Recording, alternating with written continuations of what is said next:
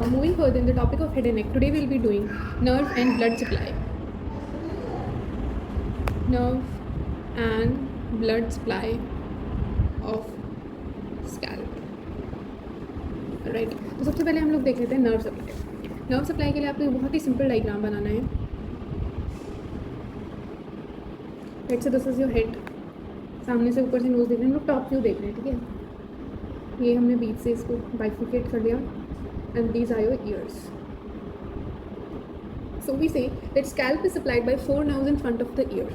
हम लोग nerves को येलो कलर से दिखाना होता है ना, राइट.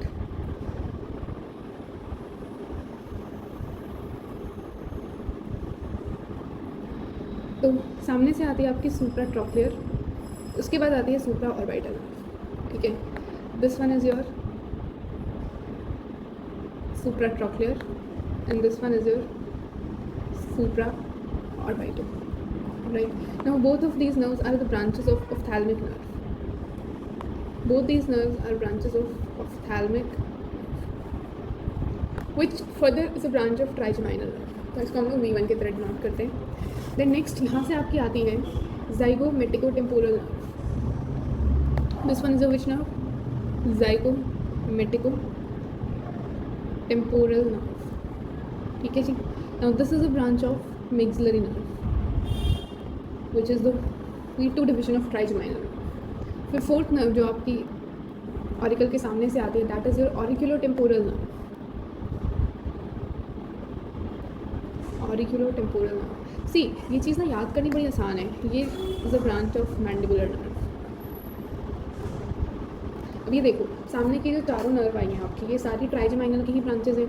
अभी आई यहाँ पे आपके नीचे हेड में इधर जाएंगे तो हम लोग नीचे क्या होता है, ऑर्बिट प्रेजेंट होता है. सी यहाँ पे आपकी ऑर्बिटल कैविटी होती है नीचे की साइड. तो उसके ऊपर में क्या होएगा, वहाँ पे सुप्रा ट्रॉक्लियर नोच होती है, सॉरी सुप्रा ऑर्बिटल नोच होती है. तो वहाँ से सुप्रा ट्रॉक्लियर और सुप्रा ऑर्बिटल नर्व्स आती हैं. देन सामने इधर की साइड में क्या होता है, इधर की साइड में आपकी ज़ाइगोमैटिक बोन होती है, वो टेम्पोरल रीजन होता है. तो ज़ाइगोमेटिकोटेम्पोरल नर्व, उसके आगे यहाँ पे आपका ऑरिकल का रीजन आ गया, मतलब कान वाला एरिया आ गया, तो ऑरिकुलोटेम्पोरल नर्व. नाउ पीछे की साइड से भी आपकी 4 नर्व्स जाती हैं. जस्ट आपकी ऑरिकल के पीछे से जाती है great auricular nerve, great auricular nerve. ठीक है जी, इसकी रूट वैल्यू होती है आपकी C2 C3. फिर यहाँ से आपका ऑक्सीपिट रीजन आ गया. So here it will be your lesser occipital nerve C2. यहाँ पे फिर आएगा आपका greater occipital nerve, again C2. And last में एकदम पीछे वाला area is supplied by third occipital nerve, which is again C3. अब आप देखोगे कि ये दोनों के दोनों आपके C2 कैसे हैं. ऐसा थोड़ा हो सकता है कि एक ही जगह से दो नर्व्स आ रही हैं. सो इस केस में क्या होएगा आपका, this is your ventral root of C2 C3, ventral primary rami. This is also your ventral primary rami. This is your dorsal rami. Right, तो C2 की डॉर्सल रिमाई से आती है ग्रेटर ऑक्सीपिटल नर्व, एंड जो आपकी वेंट्रल रिमाई है उससे आती है lesser occipital nerve. Now third occipital nerve is also the dorsal rami of C3. Right, so this was all about your nerve supply. Next हम लोग को बात करनी है एरिया ऑफ स्कैल्प. हमने बिहाइंड द ईयर और सामने का ईयर दोनों कर लिया है. अभी आपको याद होएगा ventral ramus of C5 to T1, ये आपका क्या बनाता था, ये आपने अपर लिम में पढ़ा होगा. This was forming your brachial plexus. ठीक है जी, तो ये हमारा नर्व सप्लाई यहाँ पे ख़त्म हो जाता है. सिर्फ आपको 8 नर्व्स के लिए नाम याद करने, nothing else. Now will move on to topic blood supply. Right, अभी हम लोग बात करने वाले हैं ब्लड सप्लाई ऑफ स्कैल्प.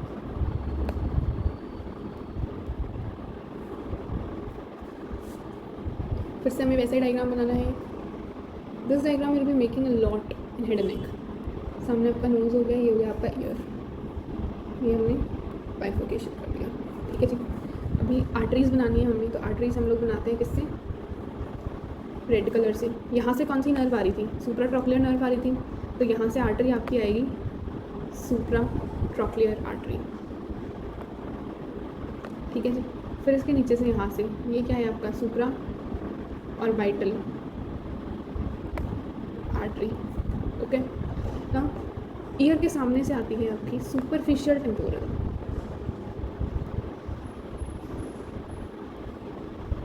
पीछे से आती है पोस्टीरियर ऑरिक्यूलर, एकदम लास्ट ऑक्सीपिट रीजन से आपकी आती है ऑक्सीपिटल आर्टरी। नाउ इसमें इंटरेस्टिंग चीज़ क्या है, the interesting thing in this is, ये दोनों जो हैं आपकी, these are the branches of internal carotid artery, मतलब these are not direct branches of internal carotid artery, ये हैं आपकी ऑफ्थैल्मिक आर्टरी की branches, which is a branch of your internal carotid artery, ठीक है। एंड ये वाली जो है, these are your direct branches of external carotid artery, ठीक है जी। तो मतलब स्कैल्प जो है majorly it is supplied by 5 arteries, supratrochlear and supraorbital branches of ophthalmic artery, which is further a direct branch of internal carotid artery. Next 3 branches are superficial temporal artery, posterior auricular artery and occipital artery. These are the branches of your external carotid artery. ठीक है जी। अभी external और internal carotid artery क्या है? What exactly are these? तो हमारे पास एक common carotid artery होती है. We have common carotid artery. ठीक है, ये नेक में डिवाइड कर जाते हैं into external carotid artery and internal carotid artery. Internal carotid artery जो है वो नेक के अंदर कुछ सप्लाई नहीं देती, does not give any supply in the neck, it keeps running in the neck and goes into the cranial cavity directly. And ये supply किसको करती है, आपकी क्रेनियल कैविटी को करती है, जो आप न्यूरो एनाटॉमी के अंदर ब्रेन पढ़ोगे उसको करती है, and along with cranial cavity orbit को सप्लाई करती है। ऑर्बिट से ही आपकी जो ब्रांचेस निकलती हैं, सुप्राऑर्बिटल से, जो ऑफ्थैल्मिक वाली जो ब्रांच थी ना इंटरनल कैरोटिड की, ये बेसिकली आपकी ऑर्बिट और आई मसल्स वगैरह हैं उनको सप्लाई कर रही होती है। बट फिर ये 2 ब्रांचेस दे देती है सुप्राट्रॉक्युलर एंड सुप्राऑर्बिटल, जो ऊपर जाके आपकी स्कैल्प को सप्लाई करते हैं। In total external carotid artery की जो है 8 ब्रांचेस होती हैं, ये आपकी नेक में सप्लाई करती है, फेस में सप्लाई करती है और स्कैल्प एरिया पर सप्लाई करती है। तो अगर हम लोग ऊपर से देखें तो कैसा होता है side view, let me show you a side view.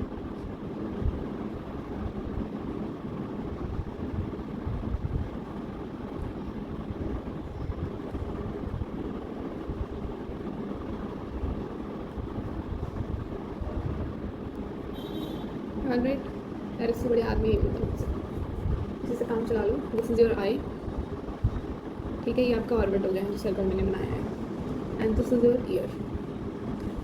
तो नेक के अंदर मैंने आपकी कौन सी आर्टरी बताई थी, यहाँ पे होती है आपकी common carotid artery, this big fat one is your common carotid artery. Now ये डिवाइड हो जाती है into 2 branches, one is your external carotid artery and internal carotid artery is more और less of a continuation of common carotid. Common carotid के continuation में internal carotid चली जाती है, साइड से एक्सटर्नल कैरोटिड आर्टरी निकल जाती है। This one is your external carotid artery. Neck में कुछ ब्रांचेस देती है, यहाँ से मैंने कौन सी ब्रांच बताई, सुपरफिशियल टेम्पोरल जाती है इसकी, फिर कौन सी जाती है, यहाँ से पोस्टीरियर ऑरिक्यूलर जाती है, एंड पीछे के साइड में ऑक्सीपिटल आर्टरी जाती है। एक और ब्रांच है यहाँ पे एल ऑफ नोज के साइड में जो जाती है, हाईली टॉर्चुअस आर्टरी होती है, which is your facial artery.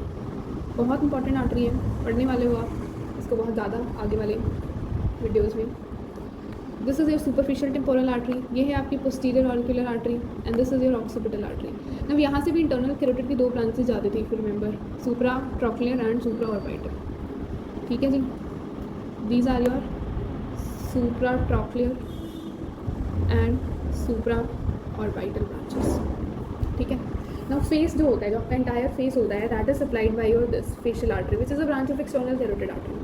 ये बहुत ही ज़्यादा टॉर्चुअस आर्टरी होती है, एंड ये टॉर्चुअस क्यों होती है ये हम आपको ऑलरेडी बता चुके हैं, क्योंकि इसको मसल्स ऑफ फेस सप्लाई करनी होती है, एंड मसल्स ऑफ फेस जो होती हैं उनको फेशियल एक्सप्रेशन देने होते हैं, तो सो दैट ये पूरा अकोमोडेट कर पाए अच्छे से, इसलिए इसका पाथ हम लोग लॉन्ग बनाना चाहते हैं। So that's why it is a tortuous artery, ठीक है। अभी इसके अंदर हम लोग बात कर लेते हैं थोड़े क्लिनिकल की। इसके अंदर what clinical we are gonna see, मतलब मान लो आपको क्रेनियोटोमी करनी है, आपको किसी का क्रेनियम हटाना है, तो you have to give an incision. Incision आप कैसे दोगे, incision has to be given on the top of the skull. कहाँ पे दोगे आप incision, on the top of the skull. Reason, क्योंकि दोनों साइड से आपके ब्लड वेसल्स आ रहे होंगे, जैसे आपने ये देखा इस तरफ के ये सारे ब्लड वेसल्स यहाँ आ रहे हैं, दूसरी साइड से भी सेम ब्लड वेसल्स आ रहे होंगे, and the anastomose in the middle. ये दोनों आपस में, दोनों ऑपोजिट साइड के जो हैं एनास्टोमोस करते हैं इन द मिडल, ठीक है। तो मतलब if we cut the scalp from top and then reflect it, तो जो ब्लड वेसल्स होते हैं they will still be supplying the flap and that portion will not die. Ischemia की वजह से वो जो पोर्शन है वो डाई नहीं करेगा, क्योंकि मान लो आपने यहाँ से ऐसे बीच से इंसिजन दे दिया तो ये सप्लाई तो स्टिल कॉन्टिन्यूस है, और दूसरी पार्ट में भी ऐसे ही सेम चीज़ रहेगी, वहाँ पे ब्लड सप्लाई कॉन्टिन्यूस रहेगी। बट अगर हम लोग इसको साइड से कट कर देते हैं, let's say we have given an incision in this manner, मतलब फ्रॉम अबव द ईयर हमने हॉरिजॉन्टल इंसिजन दे दिया, तो वेसल्स जो है ये सारे वेसल्स कट हो जाएंगे, मतलब सुपरफिशियल टेम्पोरल आर्टरी जो आपकी पोस्टीरियर ऑरिकुलर आर्टरी है, ये जो रिस्पेक्टिव साइड्स की है वो कट हो जाएंगे, and we don't want that. So, incision is given in the middle and the scalp is opened in such a way that these blood vessels remain intact with the layers of scalp, and later on when the suturing will be done, these blood vessels will supply that region and healing can take place in a much better way. So therefore, take home message क्या होगा आपका? Craniotomy incisions, they are given in the center. Alright, so that was all.